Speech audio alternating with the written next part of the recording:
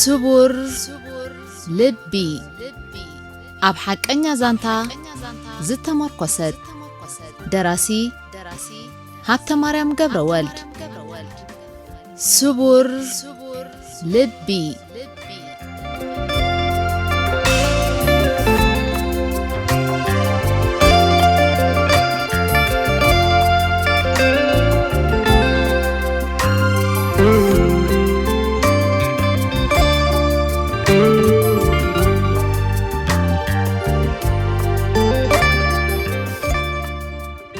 ሰላምታና ይብጻሕኩም ከመይ ትቕንዩ ዝኸበርኩም ተኸታተልቲ መደባት ሲነማ ሰመረ ብፍላይ ድማ ተኸታተልቲ ሓቀኛ ዛንታ ስቡር ልቢ መደባትና ከመይ ኣሎ ርእይቶታትኩም ንመደባትና ሓጋዝ ስለዝኾነ ሼር ላይክ ሰብስክራይብ ምግባር ኣይትረስዑ እናበልና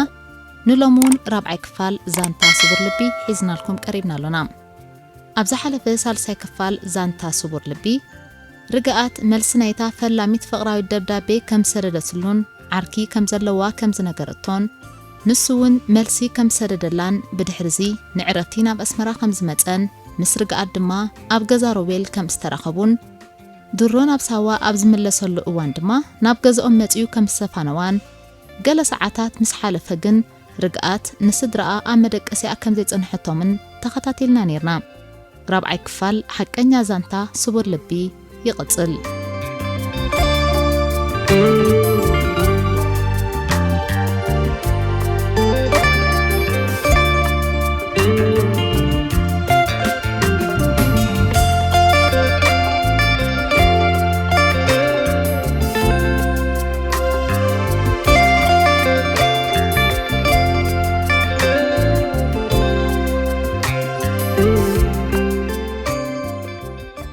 ኣቦይ ተስፋልደት ብቕጽበት ናብ መደቀሲኦም ተመሊሶም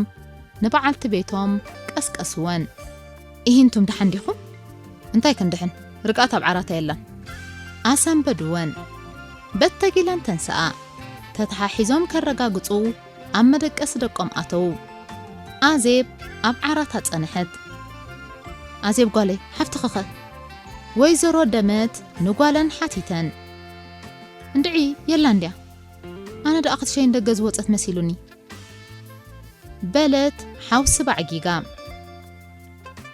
نبي دا أخي دخن بلينا قربك نبي كده تخون أبوي تسفلت يوم ندعي ما نم حزة أرد أخي ده نعنى نم حزة أوسدنا نبيك مكيد أنتم ندلع مكينو أمال علوم عنك علوم يوم أزيب ويزرو دمتن أتو تسفلتن نما حزارقات نمحتات أبطابا بصحو أبي مصأتن زبل ملاش مسرخو بقن تصاببهم من البات روبيل مصي سلازنبره نابندا روبيل زين خيد أزيبيا نزا حسابان كيلاتو نعناي تفلطيو دي حجزو أوه ويزرو دمت صبق حساب منبارو غلصا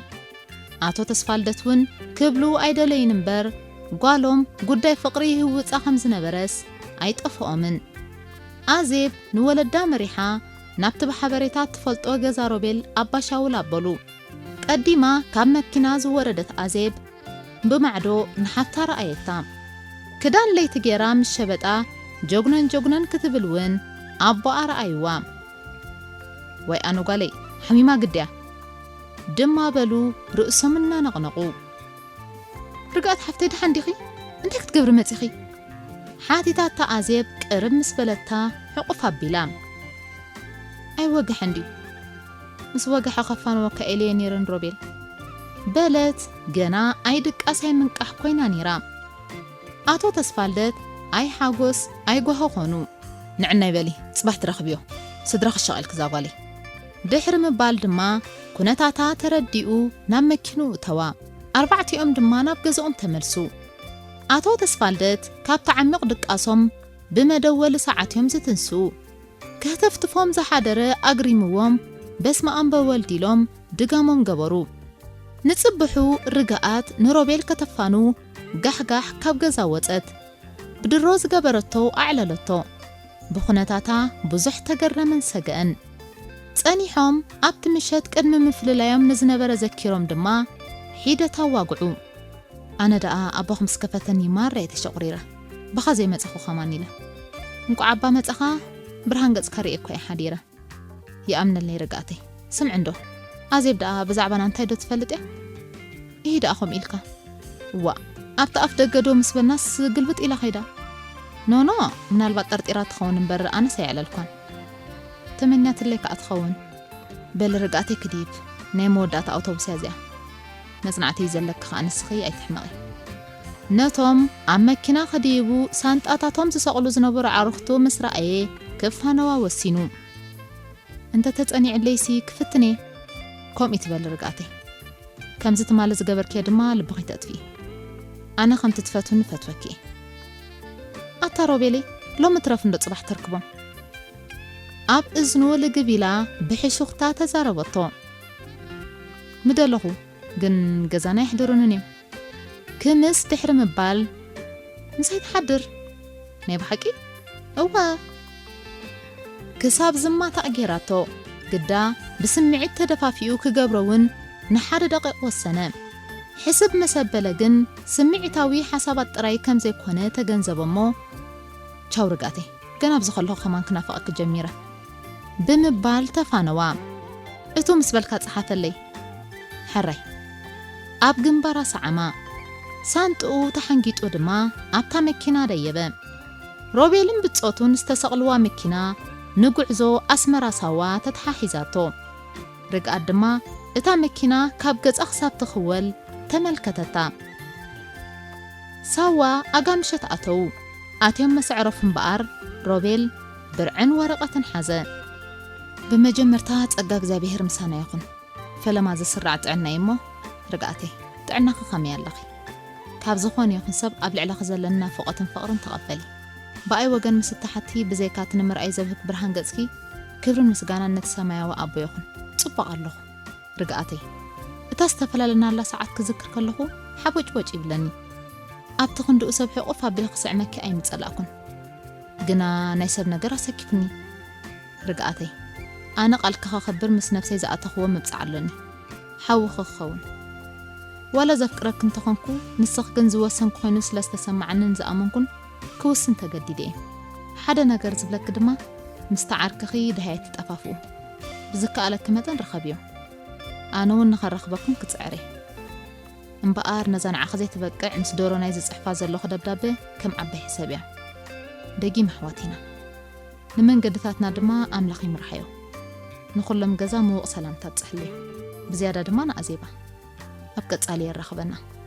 ሰናይ ክዝምነ ሓውኺ ሮቤል ርግኣት እውን ብወገና ንደብዳቤ ሮቤል ክትጽበያ ያቐንያ 5 መዓልታት ኣብ እንዳ ፖስጣ ምስ ተመላለሰት ድማ ቀንዓ ነታ ካብ ሮቤል ናብ ርግኣት እትብል ፖስጣ ኣልዒላ ገና ካብ እንዳ ፖስጣ ኸይወፀት ኣብ ሓደ ኣንጎሎ ኮይና ኣንበበታ ኣንቢባ ስለ ዘይጸገበታ እውን ሕልፍ ኢላ ደገመታ ንገዛኣ ኸይዳ ድማ ብቕጽበት መልሲ ጽሓፈት ሮቤል ሓወይ ደብዳቤኻ በፂሕኒ ብዘይካ መሪር ናፍቖትካ ጽቡቕ ኣለኹ ንደብዳቤኻ ክንድምንታይ ተሃንጢ ክጽበያ ከም ዝቐንኹ እንተትፈልጥ መሓዘንካለይ ሮቤለይ ንምዃኑ ክንድምንታይ ኣፍቂረካ ከም ዘለኹ ተረዲእካ ኣሎ ዶ ነታ ዝተፈላለናላ መዓልቲ ከም ገሌላ ክትነጥር እንተትኽእል ክጽሊ ከም ዝቐንኹ ሽዑ ነገርኩኻን ሕቑፍ ኣቢለ ክስዕመኪ ሓሲበዮ ዝበልካዮ ድማ ብኻ ጌርካዮ ሰብ ባህሊ ኢሉ ምተረፈ ኣብ ድሮ ምስ ደወልኩ ኣሻቒለካ ንገዛና ምምጻእካ ክንደይ ናይ ሰብ ነገር ከም ዘለካ ዘርኢ እዩ ክብል ፍትወተይ ናብ ጠርዚ ከም ዝበጽሕ ድሮን ቢብካዮ ትኸውን ኢለ ይኣምን ክሳብ ሎሚ ኩለንተናይ ንዓኻ ከም ዝወፈኽዎ ክትርዳኣለይ ዘይምኽኣልካ ድማ ኣሕዝነኒ ልበይ መንጢልካኒ ከም ዘለካ ዝፈልጥ እኳ እንተኾንኩ ምስኻ ስለ ዘላ ግን ጽቡቕ ጌርካ ከም ትከናኸና እምንቶ ስለ ዘለኒ ኣይስከፍኒ ምፍቃር ከም ዝናተይ እንተኾይኑ እንድዒ ሓቂ እዩ እዚ ረኣዮ እዚ ኣፍቂሩ እዩ ተጸሊሉ ረኣያ እዚኣ ኣፍቂራ እያ ተጸሊላ ዝበሃል ካብ ፈታዊትካ ርግኣት ደብዳቤኣ ጽሒፋ ምስ ፈጸመት ካብ ብርቱዕ ስምዒታ ዒንታ በርበረ መሰለ መሬት መሲዩ እዋን ዘይብሉ ክሳብ ዝኸውን ድማ ኣብ ዓራታ ከይከደት ብዛዕባ ሮቤል ሓሰበት ንጉሆ ንደብዳቤኣ ናብ እንዳ ፖስጣ ኣእተወታ ምስታ ደብዳቤ ድማ ብዙሕ ስምዒታት ካብ ርእሳ ወረደላ ደብዳቤኣ ንፍቕሪ ዝዕድምን ደፋእን ነበረ ሮቤል ደጋጊሙ ምስ ኣንበቦ ድማ ከም ዝበለ እዋይ ከምዚ እኮ ይራእኹ እዚ ኩሎም ሰዓት ተራኺበና ዓለልኩን ሻህና ሰተኹን እንከለኹ ዓርካ ማእከል ኣስመራ ነይሩ ማለት ዲ ከይጥርጥራኸ ኣይትጠራጠረኒ ከመይ ዲ ነይሩ ርክቦ ነገራታ ኩሉ ሕቡእ ምስጢር እዩ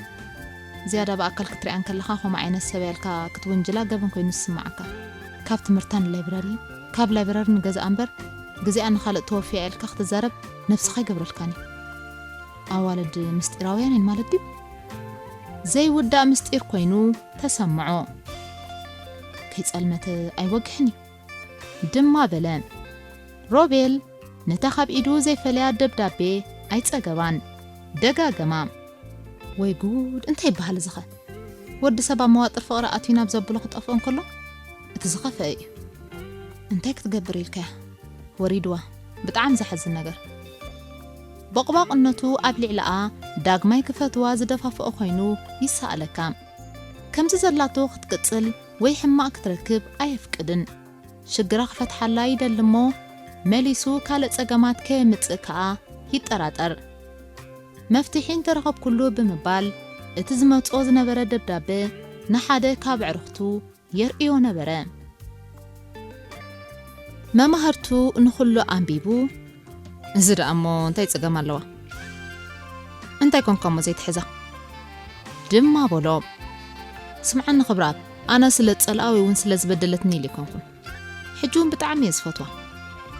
እንተኾነ እቲ ንሓዋሩ ኣብ ኣቐሚጦ ዝነበርኩ እምነት ምስ ሰብረቶ ብድሕሪኡ ይተራእየኒ ድሓር ከዓ ን2 ዓመት ምስ ዝበለትኒ ሰብ ኣብ መንገዲ ፍቕሪ ነይራ ን2 ዓመት ቀሊል ኣይኮነን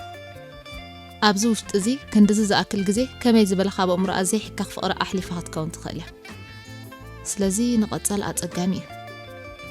ብምባል ንዓርኩ ኣብርሃሉ በቃ እሞ ንግዚኡ ትሕዛ እንታይ ኣለዎ እምባ እንታይ ትብላ ኣለኻ ወዲ ፍቕሪ ዶ ንግዚኡ ኣለዎ እዩ በቃ ከም ገንዘብ ለቓሕ ሃቡ ንኽበኩም ዝበሃል ኮይኑ ኣነ ከዓ እንተ ኣቲኻያ እያ እምበር ንግዚኡ ዝብል እምነት የብለይ እሞ ነዚ ደኣ እንታይ ክብለካ እየ ከምዚ ዝርአ ዘለኹ ከመይ ዝበለ ጽቡቕ ምግቢ ቀሪበያ ብላዕ ትብለካ ዘላ ብኢድካ ተሪፉ ብማንካ ናብ ኣፍካ ምእታው ዘጸግመካ እንተኾይኑ ወላ ሓደ ክብለካ ይክእልኒ ሓንቲ ግን ከም መኽረካ ተረዳእ ኣላ ሓቃይ ኣብቲ ደብዳቤኣ ዝተረዳእ ከላየ ትመስልን ትብለካ ዘላ ንግዚኡ ስምዓያ ንሳውን እኮ ክትመንወካ ትኽእል እያ በሎ ኸብረኣ ኣይ ናብኡ ዶ መጺኻኸ ዘይንሱ ዳ እንታይ ይዛርበንሎ ንሳ ክትመንወኒ ከላኸ ክምንዋ ይኽእል ዶ ከም ዕቡድ ከልቢ ደድሕራ ዘብዘብ እንተበልክኻ ንሳ ትሓዝነለይ ዶ እዚ ኩሉ ኣብ ግምት ከተእትለካ ግርም ትመክር ኢሉ ድማ ሰሓቆ ደብዳቤኣ ካብ መጠን ንላዕሊ ኸበዶ ብጣዕሚ እውን ተጨነቐ እንታይ ኢሉ ከም ዝጽሕፈላ ጠፊእዎ ደንበርበር በለ ድንጋጽኡ መመሊሱ ፈኸም ከም ዝብል ሓዊ ኾኖ ዘላቶ ኩነታት ካብ ልቢ ሓሊፉ ኣብ ዒንቱ እናተሰኣለ ቅሳነት ከልኦ እዛ ቆልዓ እዚኣ እኳ ገለ ሕማም ከተምጽኣለያ እንታይ እየ ዝገብራ ኢሉ ዘረብኡ መደምደሚ ኸይገበረሉ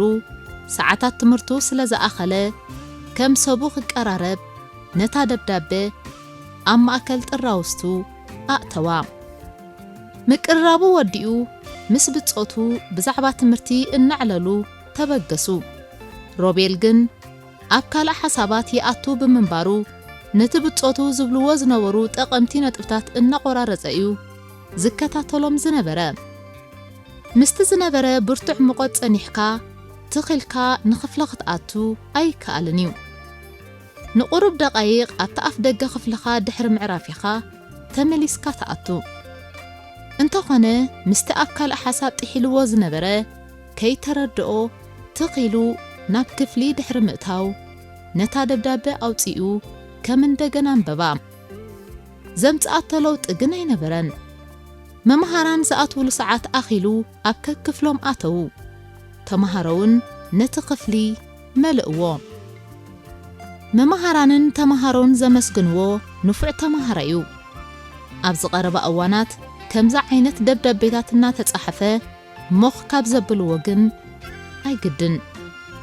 ኣብ መንጎ ትምህርቱ ዝንከብዝሕ ጀመረ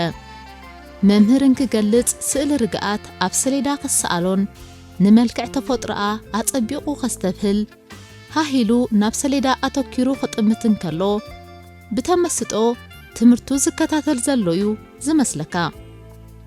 ኣብዚ ግዜ እዚ መምህሩ ከይሓቶ ብኡቢሉ ጉዱ ከይቅላዕ ትሰግእ። ገለ ኩነታቱ ዘስተብሃሉ ተምሃሮ ምስኪናይ እንታይ ክገብር ኢልካዮ ሓሳባት ገዛ በዚሕዎ ይኸውን ድሓር ከዓ ዘይመብዛሕትኡ ሰብ ሽጉር እንድዩ እናበሉ ርህራሄኦም ከይተረድኦም በጮቕ የብልዎ ነበሩ። ኣብ መንጎ ሓሳባቱ ንዓኻ መፍቃሪ ዝተረዳእከላ ይመስለን ከኢላትኒ እንተዘይርዳእ ኣላዶ ሕላፍ ሰዓት ማዕፅኣ ምኳሕኳሕኩ ነይረ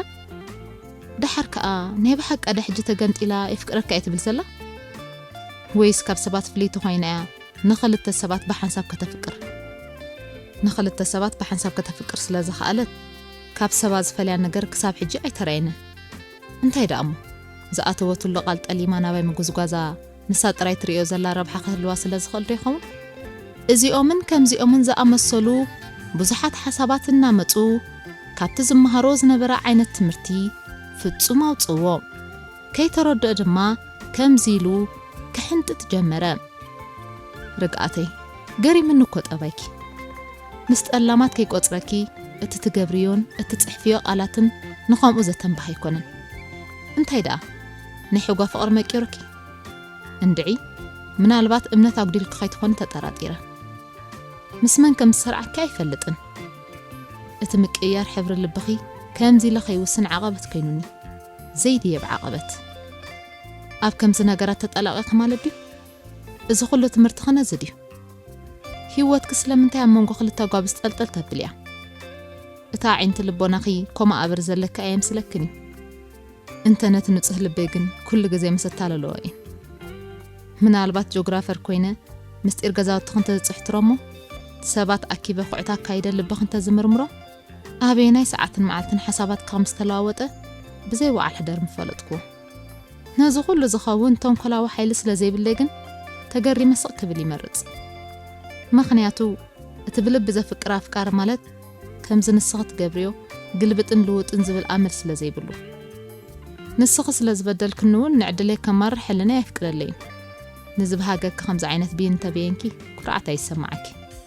ብቐደሙ እውን እኮ ከም ልበይ መሲሉኒ እቲ ልብኺ ከም ንጽህናይ ስለ ዝመሰለኒ ንጽህና ኸጥራየ ነቲ ቅረበኒ ናበልክ ትምህለልዮ ዝነበርክ ኸስምረልክ ዝቐረብኩ በቲ ኮይኑ በቲ ውራይ ትምህርተይ ከይገብር በቲ ኣምሰሉ ልብኽን ዘረባኽን ዓንቂፅክኒ ልበይ ከም ዘፍቅረክ ምሰረጋገፅክን ተባህረረ እንታይ ትረኽቢ? እቲ ዘሕዝነኒ ግን ብሰንኪኺ ካብ ዝነበረኒ ዝምባለ ትምህርተይ ምስኒ ካልእ ጥራዩ መስጥ ኣለዎ። ካብ ኩሉ ኸይረግመክ እሞ ከተዕነኒ ኸይትነብሪ ፈሪሕልኪ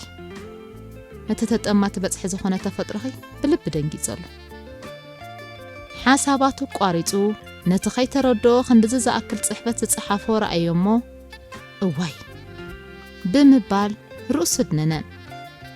ወየ መምህር መግለፂኡ እናቐፀለ ብማእከል ተምሃሮኡ እናሓለፈ ማዕረ ክንደይ ክከታተሉ ከም ዝፀንሑ ክፈልጥ ዘወርወር በለ። ናብ ሮቤል ቅርብ ኢሉ ከዓ እንታይ ደኣ ዝፈዘዝካ ትመስል ብምባል ሓተቶም።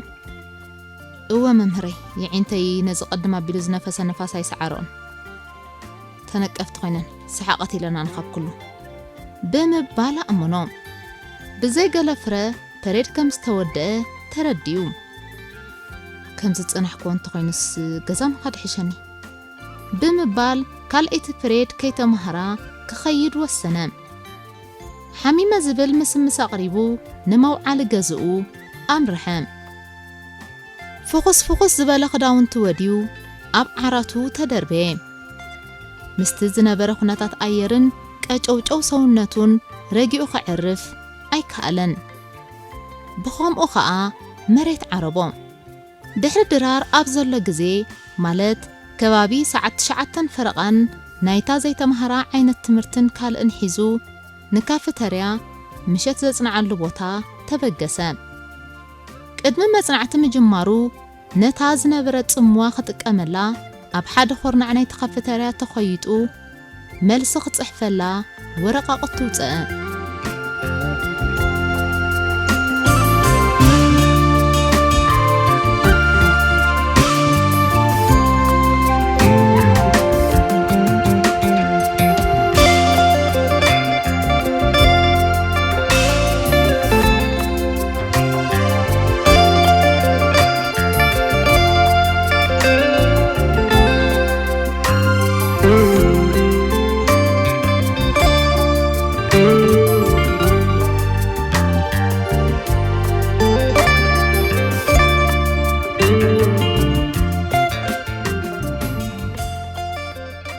كلكم تخاتلتنا رابعي كفال حقنيا زانتا صور لبي أبزي تزازيم الله شير لايك سبسكرايب مبال أي ترسعو بروح قنان